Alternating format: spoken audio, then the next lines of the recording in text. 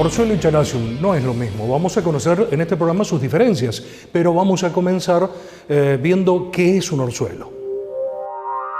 El orzuelo es una infección de una glándula que se encuentra, un tipo de glándula que se encuentra a nivel del borde de los párpados y que por algún motivo puntual se obstruye, gérmenes de la zona infectan esa secreción y generan un verdadero absceso, un grano infectado que tiene la particularidad de que siempre busca resolverse por sí mismo. Generalmente no requiere nuestra intervención porque en pocos días esa pus que se genera dentro de la lesión busca drenar, se abre hacia la piel, sale y listo, se resolvió el problema.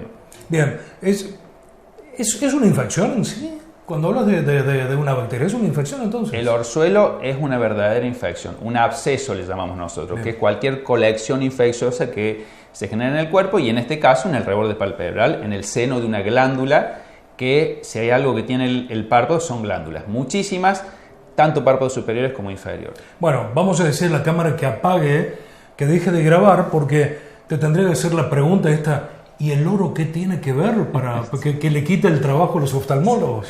En realidad no nos lo quita, al contrario, es una herramienta útil que nosotros utilizamos, no el oro en sí mismo, sino el calor que por ahí nuestras abuelitas nos contaban de frotar el anillo de oro, apoyarlo, no es tanto por el oro ni por el anillo en sí mismo, sino porque el calor permite acelerar la evolución de este absceso del orzuelo y hacerlo que drene más rápido, por ende tener una resolución más pronta. El famoso madurar, que lo hacen madurar, que decían las abuelas. El famoso madurar, que es justamente lo que no pasa con la otra lesión que vos mencionaste al principio, que es el Chalazion. El Chalazion inicialmente se comporta de una manera muy similar, pero no resuelve ni a la semana, ni a los 10 días, a veces durante meses tenemos una lesión nodular, rojiza, molesta, que muchas veces la tildamos de orzuelo, pero que no es un orzuelo. ¿Por qué? Porque en este caso es una glándula similar o a la misma, que se obstruyó, se enquistó, pero ahí no hay gérmenes que estén trabajando en la zona. Entonces es una colección estéril, el organismo la bloquea, pero nunca drena, nunca se resuelve por sí misma. Ahí sí es donde nosotros tenemos que trabajar y muchas veces terminamos en alguna intervención quirúrgica que nos permite resolver el problema. Delegado de distintos profesionales para el estudio del futuro de los aspirantes a medicina. Vamos a hablar ahora de odontología. Cuando colocamos un implante dentario, es un objeto extraño. ¿El cuerpo puede rechazarlo? Y lo que pasa es algo muy particular, porque el titanio no es considerado por el hueso como un objeto extraño. Es como si fuera del propio cuerpo. Y es prácticamente el único material. O sea, se han probado hacer implantes de diferentes, de muchos materiales, y el único que anda muy bien y siempre en todos los casos es el titanio. Incluso hay otro que se llama circonio, que es color diente, como si fuera color hueso también, pero es un metal. Pero no ha dado tan buenos resultados como el titanio. Además, el titanio viene del grado 1 al grado 5 y para diferentes tipos de técnicas se hacen diferentes combinaciones y lo cual también nos permite mayor versatilidad. Para planificar los tratamientos de radioterapia es necesario imágenes diagnósticas, pero se van intercalando una por una para poder hacer toda una reconstrucción de modo de llegar al lugar milimétricamente donde hay que llegar. Exactamente, lo que se hace son fusiones, que la fusión es un registro tridimensional para ir superponiendo todas las imágenes y obtener la mayor información posible.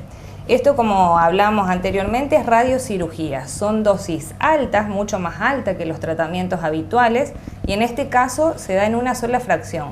O sea, no tenemos chance de error. Es por eso que necesitamos mucha información de las imágenes y que el equipo sea un equipo multidisciplinario muy bien formado en el tema. Me trato de imaginar y de generar una pregunta. que coincida para el común de la gente, porque si lo hago técnico, el técnico lo va a entender, pero el común de la gente no lo va a entender.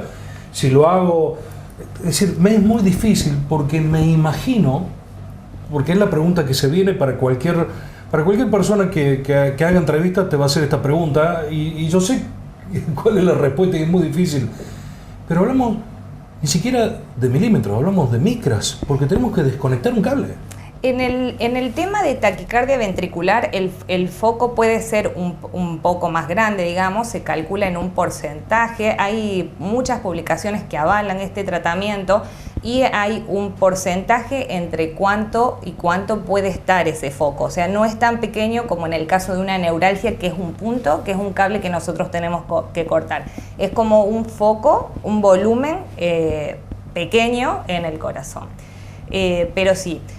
Para esto nosotros también hacemos una tomografía que le llamamos de simulación, que es la que después nosotros en esa posición vamos a tratar al paciente.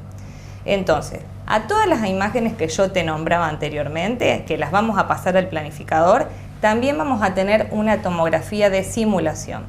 En este caso el paciente se va a acostar boca arriba y lo que hacemos es poner una bolsa de vacío, que para que entienda la audiencia, es una bolsa que tiene esferitas de tergopol, donde moldeamos el paciente y sacamos el aire para hacer vacío, entonces queda como un molde.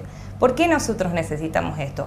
Porque de la misma forma que lo vamos a planificar, es exactamente la misma forma que luego lo tenemos que tratar en el tratamiento.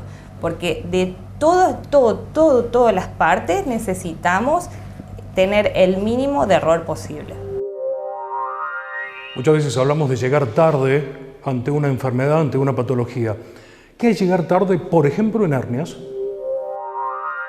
Llegar tarde en una hernia es dejar que una hernia crezca mucho, que aumente marcadamente su tamaño o que el paciente tenga que ser operado de urgencia.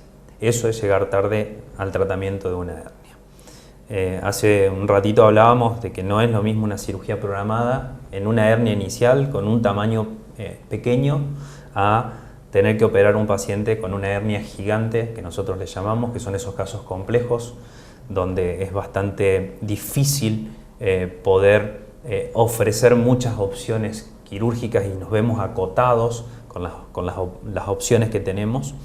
Y ni hablar si tenemos que operar a un paciente en una urgencia con una hernia que nosotros le llamamos atascado o estrangulado, como vos dijiste en un momento, que se aprieta el contenido de la hernia.